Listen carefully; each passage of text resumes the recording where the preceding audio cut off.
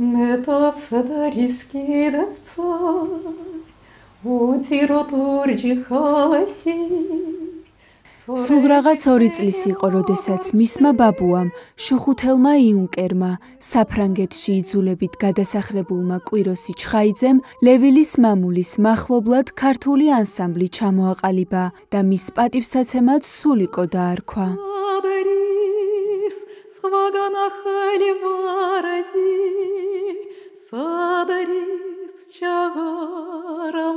ათას 980 წელს ასე ჩამოყალიბდა საფრანგეთში ქართული ანსამბლი სულიკო, რომელსაც კვიროსი ჩხაიძის შვილი ლავრენტი ჩხაიძე ხელმძღვანელობდა. მას შემდეგ წლები გავიდა, ანსამბლი დაიშალა.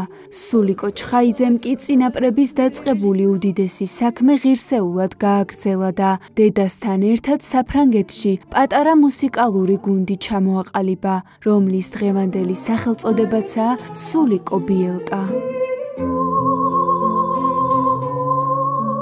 შარშან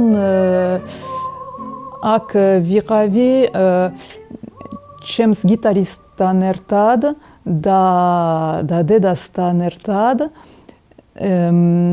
ვიმღერეთ არა მარტო ქართული სიმღერები, არამედ მთელი სოფლიოდანაც ცოტა სამხრეთ ამერიკული, ფრანგული, იტალიური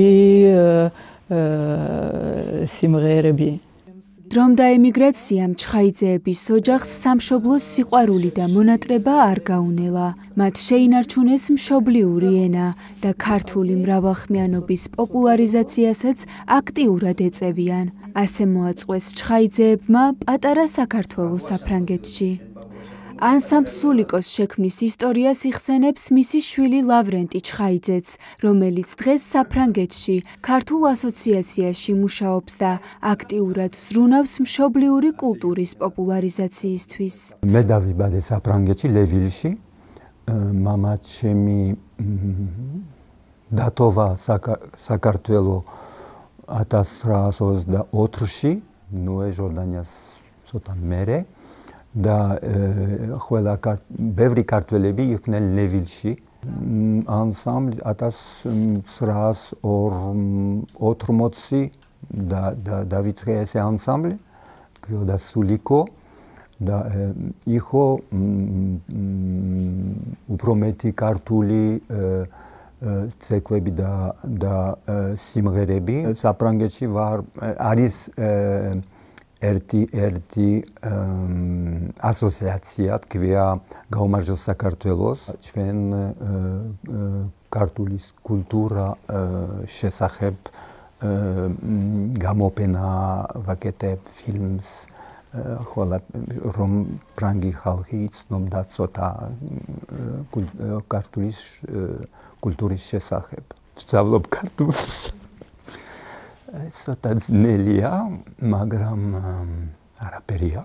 ამჯერად გიორგი მთაწმინდელის სახელობის გალობის უნივერსიტეტს სტუმრობენ, სადაც სულ მალე კვიროსი ჩხაიძის შვილიშვილი სულიკო ჩხაიძე სწავლას დაიწყებს და ქართული ტრადიციული მუსიკის საფუძვლებს კიდევ უფრო სიღრმისეულად გაეცნობა. შემდეგ საკუთარ გამოცდილებას გუნდის წევრებს გაუზიარებს.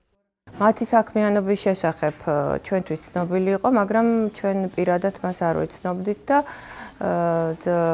ძალიან სასიხარულო იყო ჩვენთვის, როდესაც დაგვიკავშირდნენ. ქალბატონ სულიკოს გაუჩნდა სურვილი, სწორედ გალობის უნივერსიტეტში გაევლო გადამზადება მოკლევადიანი კურსი სიმღერისა და გალობის შემსწავლელი. სწორედ ამ დროისთვის ჩვენ უკვე მომზადებული გქონდა სასერტიფიკატო მოკლევადიანი კურსი, როგორც უცხოელი ჩვენი ემიგრანტებისთვის და ასევე უცხოეთის მოქალაქე უცხოეთის მოქალაქეებისთვის, რომლებიც დაინტერესებულნი არიან სიმღერისა და გალობის შესწავლით ჩვენი ტრადიციული მუსიკით და ვუთხარით კიდეც მას გაცნობისას და გასაუბრების დროს, რომ ეს იყო შესანიშნავი მომენტი. რა თქმა უნდა, უცხოელებისთვის მათ, ასე ვთქვათ, ქვეყანაში, საქართველოში ცხოვრების შესაძლებლობებს ვითვალისწინებთ, ისეთი ხანგრძლივი კურსი მათთვის ვერ იქნება, ამიტომ ადაპტირებული არის მთლიანად მათ საჭიროებებზე. სწავლებაში ჩართული არის ასევე დისტანციური სწავლების ონლაინ კურსებიც, რომელიც განსაკუთრებით ეხება თეორიული მიმართულებით მათი ცოდნის გაღრმავებას. აქ სწავლობა ჩემთვის აუცილებლად ეს არის ძალიან კარგი მოფიქრება, მომეწონება. მაინტერესებს გალობა და ქართული სიმღერები, მრავალხმიანობა, ეს ძალიან მომწონს. უკვე ვიმღერე პარიზში, ქართულ გუნდებში, საფრანგეთში, პარიზში და სხვაგან.